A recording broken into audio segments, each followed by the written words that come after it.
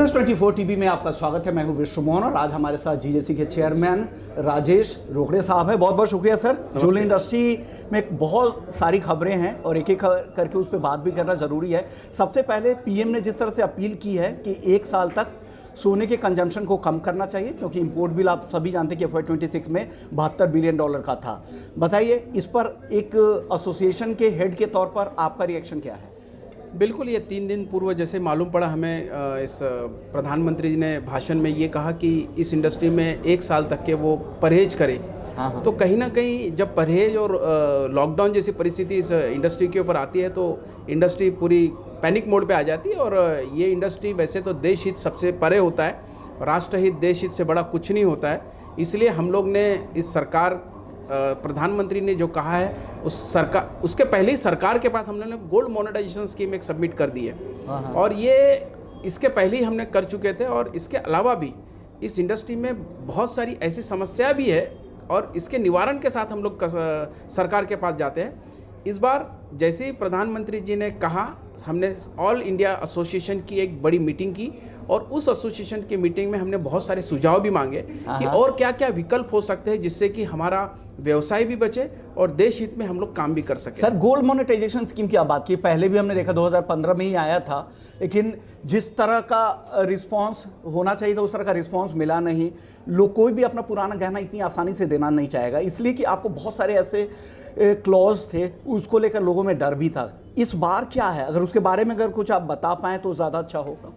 बिल्कुल, all India gem and jewellery domestic council ने बहुत ही फुल प्रूफ प्लान दिया है। इसे बड़ी लॉ फर्म से बनाया है, मतलब जिसे जीरो टॉलरेंस है और ये एंड टू एंड सॉल्यूशन है। सबसे खास बात है पिछले वाली योजना में और इस वाले प्लान में कि इस बार ज्वेलर्स को इसमें इन्वॉल्व किया गया है, क्योंकि फैमिली ज्वेलर्स कहीं ना कहीं कस्टमर्स के साथ कनेक्ट होता है। और जैसे कि आपने कहा है कि पुरानी ज्वेलरी के साथ सेंटीमेंट जुड़े होते हैं, क्यों दे।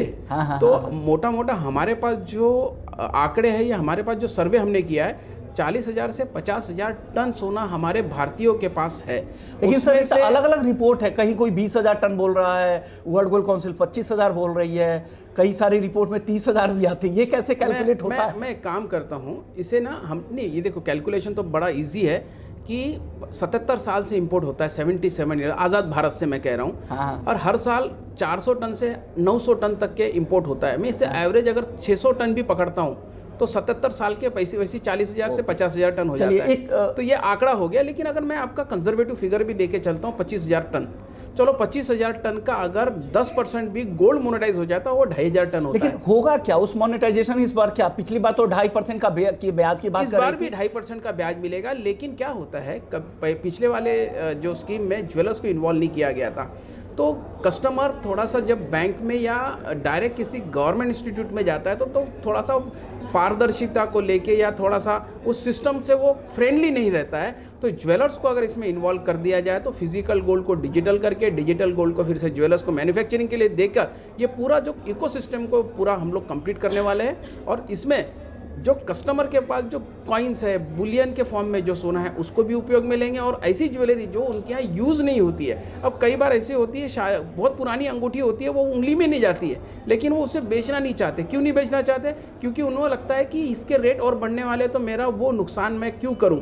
तो इस योजना में उन्हें बेचना नहीं है, उन्हें सिर्फ डिपॉजिट करना है और सोने के बदले में सोना मिलने वाला है। इस वजह से ही वो इसमें सम्मिलित होने की पूरी संभावना है। ओके सर, एक और बर्निंग इशू है इंपोर्ट ड्यूटी को लेकर, क्योंकि जिस तरह से इंपोर्ट ड्यूटी में इतनी बड़ी बढ़ोतरी हुई है, क्या लग रहा है, क्या मार्केट हिट होगा या आपको लग रहा है कि स्मगलिंग वाला गोल्ड फिर से वापस से देश में तेजी से बढ़ सकता है? इस तरह की भी आशंकाएं हैं। बिल्कुल, देखिए इतिहास गवाह है कि जब ड्यूटी बढ़ी है, स्मगलिंग बढ़ी है, तस्करी बढ़ी है। और ये भी इतिहास ही बताता है कि कितनी भी ड्यूटी बढ़ा दो, इंपोर्ट में कहीं कमी नहीं आई है। ये भी इतिहास है। तो मेरा मतलब, मैं तो कल एक टीवी इंटरव्यू में एक नीति आयोग के पूर्व चेयरमैन थे, उनके साथ बात कर रहा था, तो उन्हें भी यही बात कही है। मुझे लगता है नीति आयोग के पूर्व चेयरमैन की जो बात उन्होंने कही है ऑन टीवी, ऑन लाइव पे कही है, तो वो बात का भी संज्ञान लेना बहुत ज़रूरी है। और ये इतिहास में जो फिगर्स है उसके आधार पर बिल्कुल मेरा मानना है कि अगर ड्यूटी बढ़ती है, बढ़ गई है, तो इसका जो रिफ्लेक्शंस है वो 100% तस्करी में और एक तरह से स्मगलिंग में बढ़ेगा, और जिससे एक पैरेलल इकोनॉमी रेडी होगा और सबसे खास बात यह है कि इसके वजह से जो लॉफुल तरीके से बिजनेस करना चाहता है उसे वो सुरक्षित माहौल नहीं मिलेगा। आखिरी सवाल सर, क्योंकि आपके पास भी वक्त कम है, आखिरी सवाल मेरा ये है, आपको लग रहा है कि पीएम मोदी की अपील से कि सोना कम खरीदे और साथ साथ इंपोर्ट ड्यूटी में बढ़ोतरी से क्या बिजनेस हिट होगा वॉल्यूम टर्म में भी और वैल्यू टर्म में भी? आपको लग रहा है कि ये साल काफ़ी चैलेंजिंग रहने वाला है? 100% ये चैलेंजिंग तो है, क्योंकि देखिए वैसी इंडस्ट्री चैलेंजिंग मोड पे ही है, क्योंकि जिस तरीके से गोल्ड के रेट डबल हो चुके हैं तो वैसे ही आम पब्लिक के हाथ से बाहर चले गया गोल्ड। अब उसमें कस्टम ड्यूटी इतनी बढ़ जाने के कारण कहीं ना कहीं कस्टमर भी थोड़े से दुखी है कि वो खरीद नहीं पा रहे, क्योंकि उनको भविष्य उसमें दिख रहा है। तो चैलेंजिंग तो 100% है। इसका इम्पैक्ट जैसे ही प्रधानमंत्री जी ने कहा उसका इम्पैक्ट दिखना शुरू भी हुआ। साउथ इंडिया में इम्पैक्ट रिवेंज बाइंग वाली दिखी, वेस्ट इंडिया में 10% कम दिखी। तो ओवरऑल मिला जुला असर है, लेकिन ओवरऑल हमारे प्रधानमंत्री जी बहुत ही प्रभावशाली व्यक्तित्व है।